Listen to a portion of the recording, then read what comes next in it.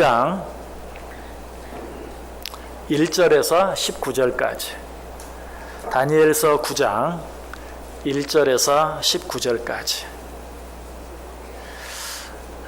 본문 다니엘서 9장 전체를 읽어야 하지만 너무 길어서 9장 1절부터 19절까지 정했는데 그것도 너무 긴 것 같아요. 그래서 앞부분 몇 절과 뒷부분 몇 절만 읽도록 하겠습니다. 먼저 다니엘서 9장 1절과 6절, 1절부터 6절까지 읽고 마지막 절 21절에서 23절까지 읽겠습니다. 먼저 다니엘서 9장 1절에서 6절까지 우리 다 같이 한 목소리로 읽습니다. 메대 족속 아수르의 아들 다리오가 갈대아 나라 왕으로 세움을 받던 첫 해, 곧 그 통치 원년에 나 다니엘이 책을 통해 여호와께서 말씀으로 선지자 예레미야에게 알려주신 그 연수를 깨달았나니 곧 예루살렘의 황폐함이 70년 만에 그치리라 하신 것이니라. 내가 금식하며 베옷을 입고 죄를 덮어쓰고 주 하나님께 기도하며 간구하기를 결심하고 내 하나님 여호와께 기도하며 자복하여 이르기를 크시고 두려워할 주 하나님, 주를 사랑하고 주의 계명을 지키는 자를 위하여 언약을 지키시고 그에게 인자를 베푸시는 이시여, 우리는 이미 범죄하여 패역하며 행악하며 반역하여 주의 법도와 규례를 떠났사오며 우리가 또 주의 종 선지자들이 주의 이름으로 우리의 왕들과 우리의 고관과 조상들과 온 국민에게 말씀한 것을 듣지 아니하였나이다. 아멘. 자, 21절로 가서요. 21절부터 23절까지 역시 한 목소리로 같이 읽습니다. 곧 내가 기도할 때에 이전에 환상 중에 본 그 사람 가브리엘이 빨리 날아서 저녁 제사를 드릴 때쯤에 내게 이르더니 내게 가르치며 내게 말하여 이르되 다니엘아, 내가 이제 내게 지혜와 총명을 주려고 왔느니라. 곧 내가 기도를 시작할 즈음에 명령이 내렸으므로 이제 내게 알리러 왔느니라. 너는 크게 은총을 입은 자라. 그런즉 너는 이 일을 생각하고 그 환상을 깨달을지니라. 아멘. 자, 우리 옆 사람들과 한번 인사하겠습니다. 참 잘 오셨습니다. 큰 은혜 받으시기 바랍니다. 여러분 정말 잘 오셨습니다. 하나님의 큰 은혜가 여러분 모두 가운데 또 한번 넘치도록 임하시기를 주님의 이름으로 간절히 축원합니다. 자, 9월의 주제 다니엘의 기도입니다. 다니엘의 기도에 대해서 생각해 볼 터인데요. 우리가 지금까지 생각해 본 것처럼 기도의 사람들, 우리가 마땅히 본받을 만한 기도의 사람들 너무나 많이 있습니다. 그러나 그 가운데서도 특별한 기도의 사람 한 사람을 꼽으라고 한다면 다니엘을 꼽을 수 있을 것이. 왜냐하면 다니엘은 오늘 본문뿐만 아니라 이미 그 앞에도 정말 기도의 사람이었던 것, 도무지 기도할 수 없는 처지와 형편 가운데서도 포기하지 아니하고 기도했던 사람인 것을 우리에게 너무나 잘 가르쳐주고 있기 때문에 그래요. 다니엘서 2장에 보면 어떤 내용이 나옵니까? 하나님께서 느부갓네살 왕이 꿈을 꾸었죠. 그런데 자기가 꿈을 꾸고도 어떤 꿈을 꾸었는지 알지 못하는 거예요. 그래서 박수와 술객들을 불러놓고 뭐라고 말합니까? 내가 꾼 꿈이 무엇인지 알아맞혀 보아라. 그리고 그 꿈의 의미를 해석해라. 너무나 황당한 이야기죠. 그렇지 않으면 다 죽이겠다는 거예요. 이런 왕의 명령을 들은 다니엘이 어떻게 합니까? 자기 세 친구들에게 나를 위해 기도해달라.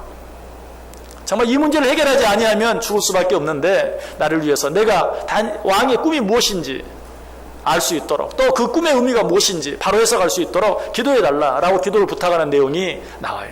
기도를 부탁만 했을까요? 자기가 기도했을 것은 두말할 필요가 없죠. 또 한 번 어떤 사건이 나옵니까? 다니엘서 6장에 나와요. 느부갓네살이 큰 신상을 세워놓고 이 신상에 절하지 아니하는 자, 그리고 이 신상 위에 다른 신에게 절하거나 다른 신을 섬기는 자는 극렬히 타는 풀무 가운데 집어던져 넣겠다. 이런 왕의 명령이 떨어진 후에도 다니엘은 어떻게 합니까? 조금 더 개의치 아니하고 전에 하던 대로 자기 집 2층에 올라가서 창문을 열어놓고 하루에 3번 하나님 앞에 기도하는, 자기의 기도하는 모습을 감추려고 하지도 않고 또 그 기도를 더더욱 쉬지도 아니하고 포기하지도 아니하고 동일하게, 이전과 동일하게 하나님께 기도하는 그런 다니엘의 모습을 보게 돼요. 여러분, 기도하는 것, 이것은 하나님을 믿는 자들의 너무나 당연한, 너무나 기본적인, 그러면서도 너무나 중요한 그런 그리스도인들의 표지예요. 기도하지 않는 하나님의 자녀, 기도하지 않는 그리스도인, 기도하지 않는 성도, 이렇게 말로는 그렇게 말할 수 있어도 사실은 그 말 자체가 모순이. 기도하지 않는 하나님의 자녀 있을 수 없어요. 진정한 하나님의 자녀라면 기도하게 돼 있어요. 기도하지 않는 그리스도인 역시 말이 안 돼. 진정한 그리스도인이라면 기도하게 돼 있어요. 기도하지 않는 성도 이것도 말이 안 돼. 진정한 성도라면 하나님께 기도할 수밖에 없는 것이. 신자와 불신자를 나누는 가장 기본적인 그러면서도 가장 중요한 표지 하나가 있다면 기도하느냐 하지 않느냐. 제가 지난 금요 가족 부흥회 때도 말씀을 드렸어요. 우리가 저 사람이 예수 믿는 사람인지 안 믿는 사람인지 물론 그 사람이 하는 말과 행동을 통해서 우리 자신이 그리스도인 된 것을 모든 사람들에게 드러내야 하겠지만 그 이전에 가장 쉽게 알 수 있는 방법은 뭐예요? 기도하느냐 하지 않느냐. 음식 한 그릇을 놓고도 그가 기도한다면 그 사람은 그리스도인, 예수 믿는 사람이. 그러나 그렇게 하지 않으면 그 사람은 예수 믿는 사람이라고 말할 수 없어요. 이처럼 기도는 모든 그리스도인들에게 가장 중요한 표지다. 어떤 사람들은 성도들이 그저 어떤 일을 시작할 때 기도하고 어떤 일을 마칠 때 기도하고 누구를 만나기만 하면 먼저 기도하고 또 어떤 장소에 가서도 기도하고 식사를 할 때마다 기도하고 하는 이런 모습들에 대해서 나는 그런 게 너무 의식적이고 형식적인 것 같아 싫어요. 이렇게 말하는 사람도 있어요. 여러분 그런데 안 믿는 사람들은 어떻게 합니까? 안 믿는 사람들은 척 모여서 입을 떼면 어떤 말들이 나오기 시작해. 18. 그 사람들의 말은 이 단어가 들어가지 않으면 말이 안 되는 것처럼 생각하는 분들이 많이 있는 것 같아. 그냥 입만 열면 18. 여러분, 우리 성도들은 어때요? 아멘. 할렐루야. 어떤 사람은 이런 것도 싫어해. 예수 믿는 사람들은 그냥 아멘. 할렐루야. 왜 그러는지 모르겠다고. 그렇게 들릴 수도 있어요. 그런데 입만 열면 18 하는 것보단 100번 낫지 않아요? 그래 안 그래? 아멘. 여러분 혹시 그래도 나는 그냥 별로 신앙생활을 잘하지도 않으면서 그냥 앉기만 하면 기도하고 서기만 하면 기도하고 아멘하고 할렐루야. 그러면 나는 너무 의식적이고 행적인가 싫어요. 여러분 그러면요. 여러분 자신부터 그렇게 하는 것이 나는 그러니까 안 하겠다라고 하지 마시고 그렇게 하는 것이 의식적인 것이 되지 않도록 형식적인 것이 되지 않도록 한번 진지하게 해보세요. 그러면 되는 거예요. 여러분 예수 믿는 사람들의 표지는 뭐니 해도 기도하느냐 하지 않느냐 하는 것이. 기도하지 않고 예수 믿는다. 기도하지 않고 그리스도인이다. 기도하지 않고 하나님의 자녀다. 아니 기도하지 않고 성도다라고 말할 수 없는 것이. 여러분 그럼에도 불구하고 여러분 가운데 기도하지 않아도 된다 이렇게 생각하는 분은 안 계시죠? 기도가 얼마나 중요한지 그리고 기도해야 된다는 부담감 늘 가지고 있으면서도 그러면서도 기도하지 못하고 있다면 그 이유가 뭘까요? 어떻게 기도하는지 몰라서 기도하고 싶은데 그렇게 말하는 분들이 많아요. 어떻게 기도해야 합니까? 오늘 다니엘을 통해서 어떻게 기도해야 되는지 한번 배워보길 원해요. 우리가 지금까지 여러 기도의 사람들을 통해서 생각해 보았지만 특별히 다니엘을 통해서 또 한 번 우리가 기도할 때 어떻게 기도해야 되는가? 기도에 대해서 배우고 기도에 대해서 가르치는 것 정말 중요한 것이. 세례 요한도 제자들에게 기도하는 법을 가르쳤어요. 그래서 제자들이 예수님께 요청하죠. 세례 요한이 제자들에게 기도하는 법을 가르쳐준 것처럼 당신도 우리에게 기도를 가르쳐 주옵소서. 그래서 예수님이 뭘 가르쳐줘? 그냥 진실하게 하면 되지. 그랬습니까? 아니. 너희는 이렇게 기도하라. 하늘에 계신 우리 아버지여 이름이 거룩히 여김을 받으시오며 주기도문으로 기도를 가르쳐 주신 것을 보게 돼요. 여러분 우리가 기도할 때 어떻게 기도해야 합니까?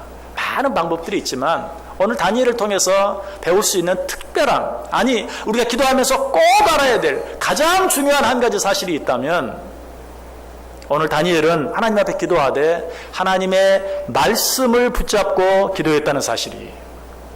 진정한 기도는 하나님의 말씀을 붙잡고 하나님의 말씀에 근거해서 기도하는 것이.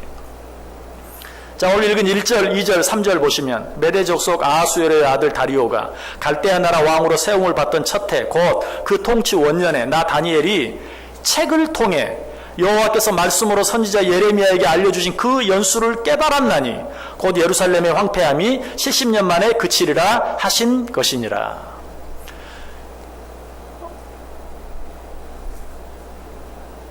다니엘 9장 전체가 다니엘의 기도입니다. 그런데 이 기도가 시작되게 된 이유가 무엇인가? 다니엘이 하나님의 말씀, 하나님의 책, 성경을 읽다가, 성경 어떤 예레미야서를 읽다가, 예레미야서 어디? 예레미야서 9장을 읽다가 하나님께서 예언해 주신 예언의 말씀을 깨달은 것이, 어떤 예언의 말씀? 이스라엘 백성들이 바벨론의 포로로 끌려가서 70년 만에 그 포로에서 자유함을 얻게 될 것이다 라는 예언의 말씀을 발견했어요. 예레미야 25장에 나와요. 제가 한번 읽어볼게요. 25장 11절 이하에 이 모든 땅이 폐허가 되어 놀랄 일이 될 것이며 이 민족들은 70년 동안 바벨론의 왕을 섬기리라. 여호와의 말씀이니라. 70년이 끝나면 내가 바벨론의 왕과 그의 나라와 갈대인의 땅을 그 죄악으로 말미암아 벌하여 영원히 폐허가 되게 하리라.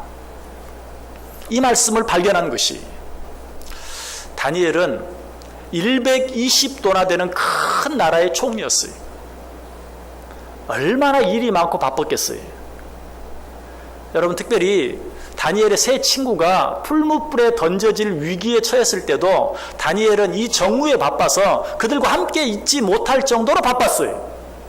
그럼에도 불구하고 그가 게을리하지 않았던, 쉬지 않았던 일 한 가지가 무엇인가? 하나님의 말씀을 손에서 떼어놓지 않는 거예요. 늘 하나님의 말씀을 가까이 하고 하나님의 말씀을 읽기를 힘썼어요. 그 말씀을 묵상하기를 힘썼어요.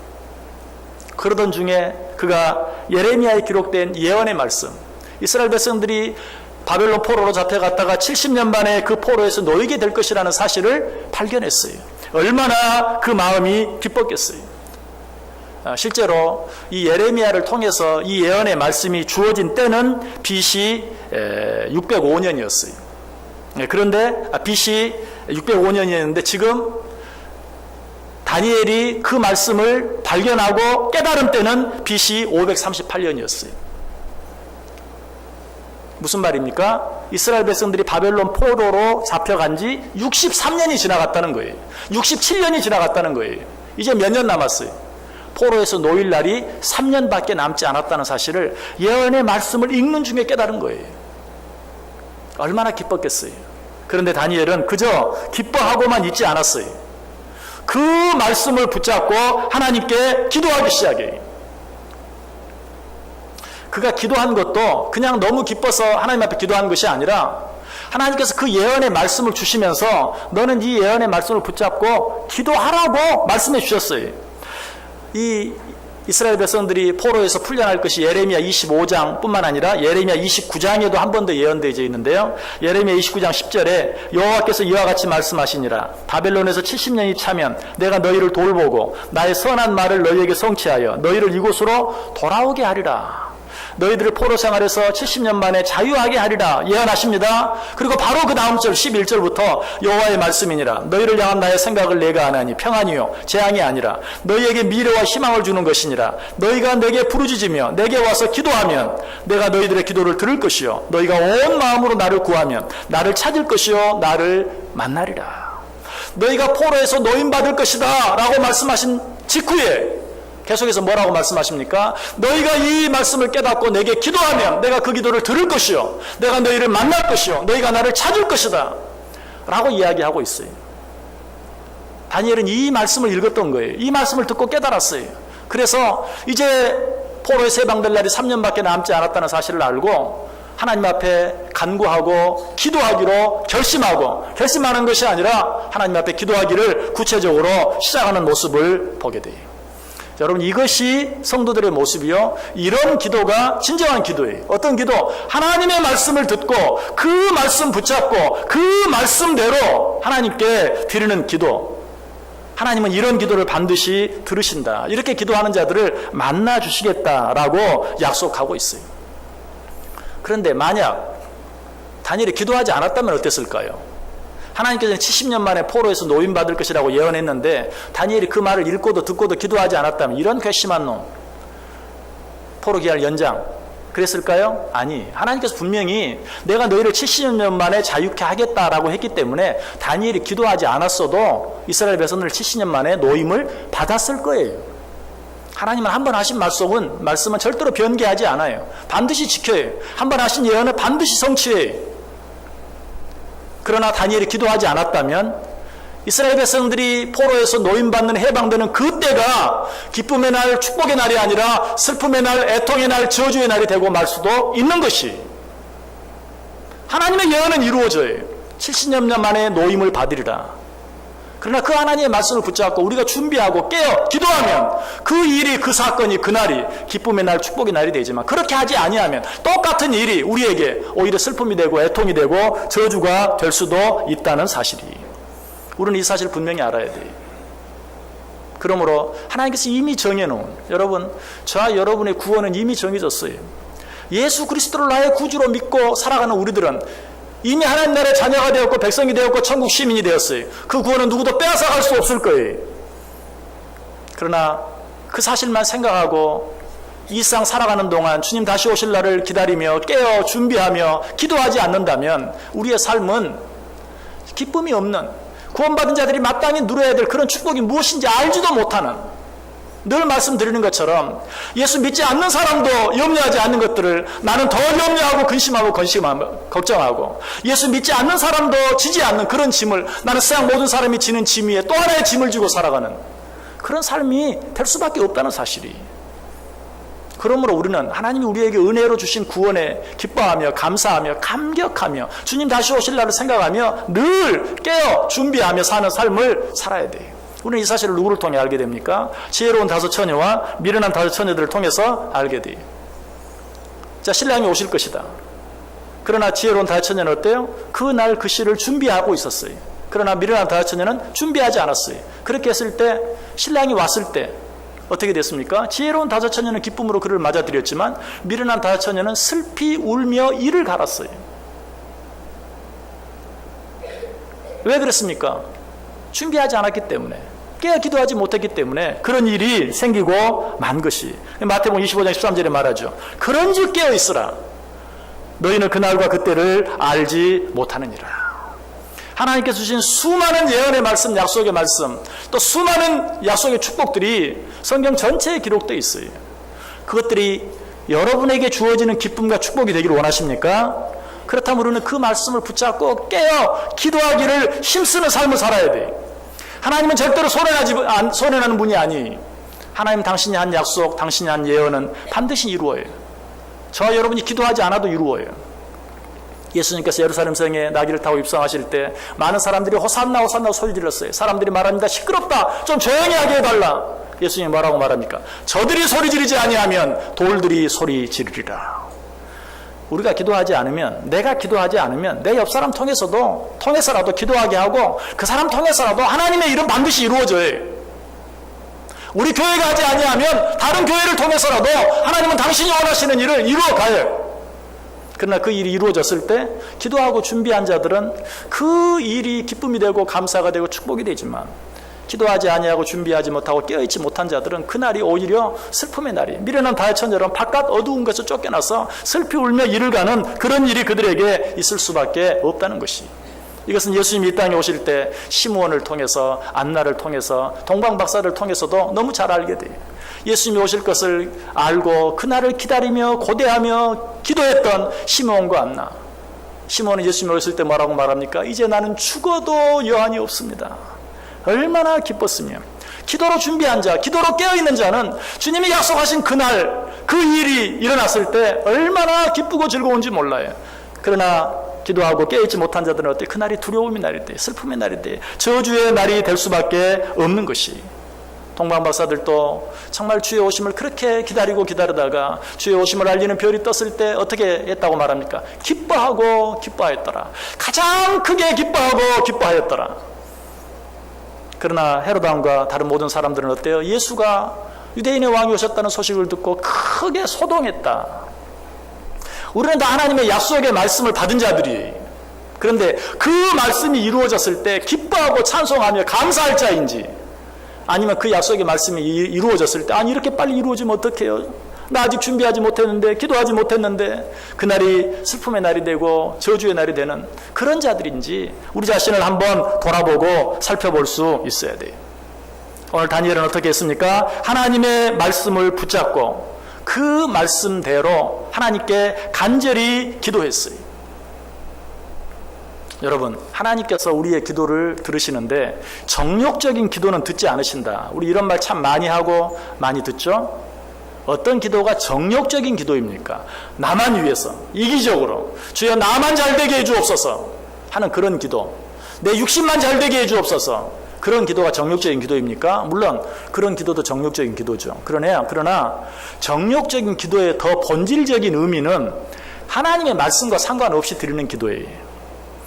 성경에 기록된 하나님의 말씀, 성경에 기록된 하나님의 약속, 성경에 기록된 하나님의 예언과 상관없이 기도한다면 그 기도가 설령 나 아닌 다른 사람을 위한 너무나 이타적인, 너무나 아름다운 기도라 할지라도 그 기도는 정욕적인 기도예요. 정욕적이라는 말은 육신의 생각대로, 인간의 마음대로 드리는 기도예요. 정욕적인 기도의 반대말은 다른 사람을 위해서 이타적으로 이런 뜻이 아니고 하나님의 생각대로, 하나님의 뜻대로, 하나님의 말씀대로, 하나님의 약속대로. 그러므로 하나님의 말씀을 알지 못하고 드리는 기도는 99% 아니 100% 정욕적인 기도가 될 수밖에 없어요. 하나님은 그런 기도를 듣지 않으시겠다고 말하고 있어요. 그러므로 여러분이 정말 하나님이 기뻐하시는 기도를 드리길 원하신다면 어떻게 기도해야 돼요? 하나님의 말씀을 사랑해야 돼요. 하나님의 말씀을 늘 가까이 해야 돼요. 하나님의 말씀을 늘 읽고 묵상하고 배워야 돼요.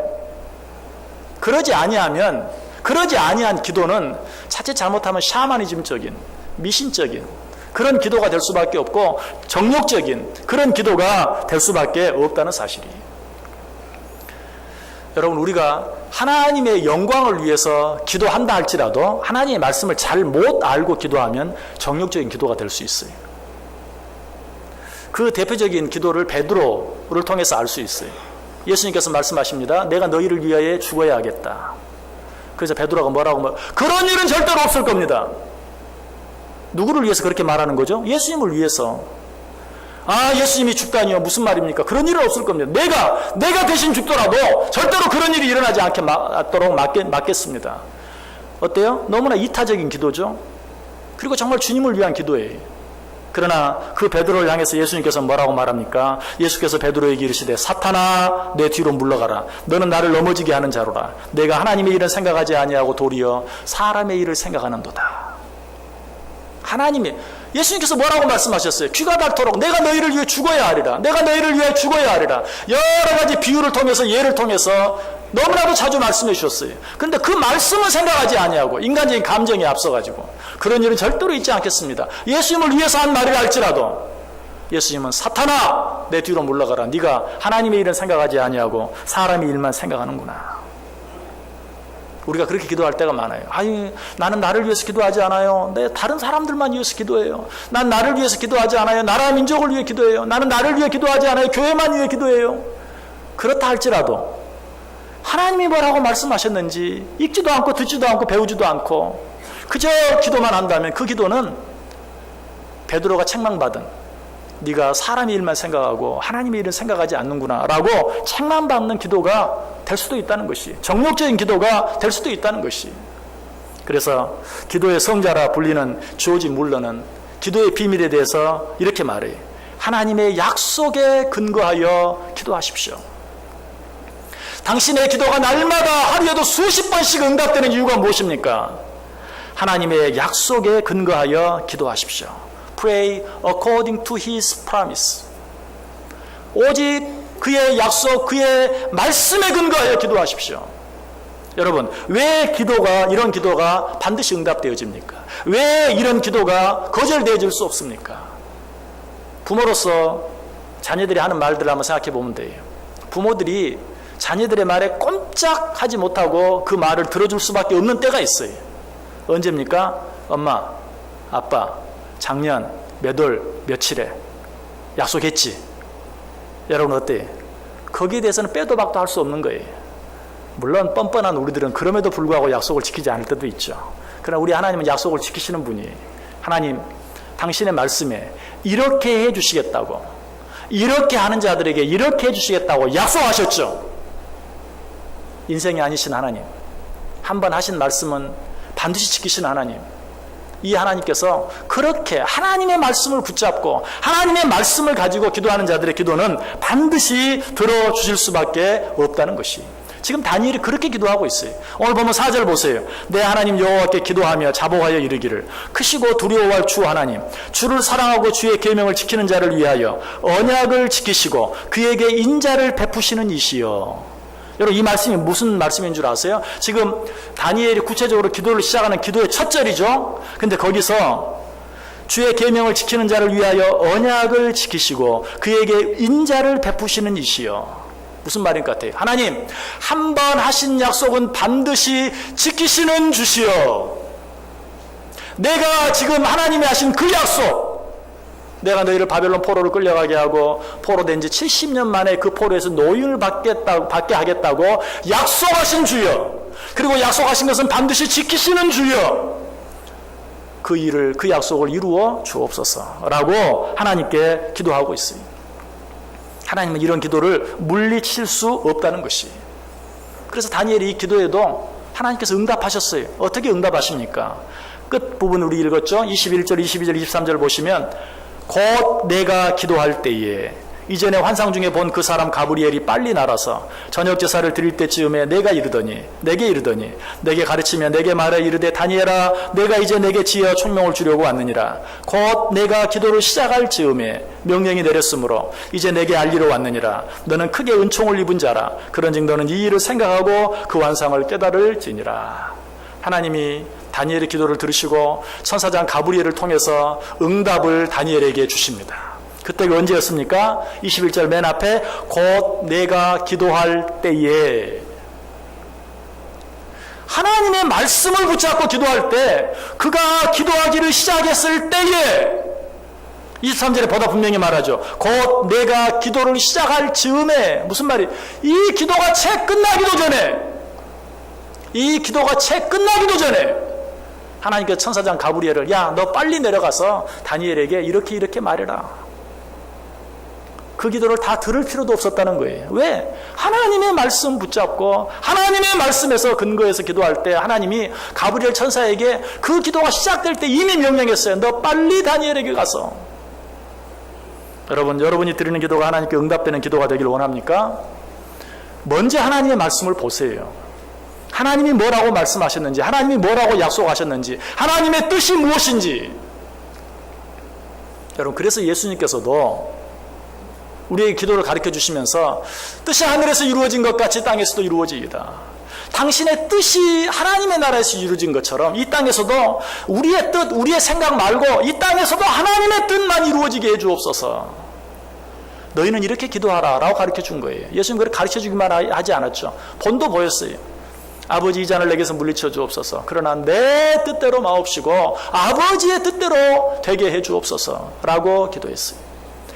말씀에 따라, 하나님의 뜻에 따라, 하나님의 약속에 따라, 하나님의 예언의 말씀을 붙잡고 기도하는 그 기도가 진정한 기도요. 하나님은 그 기도를 들어주신다.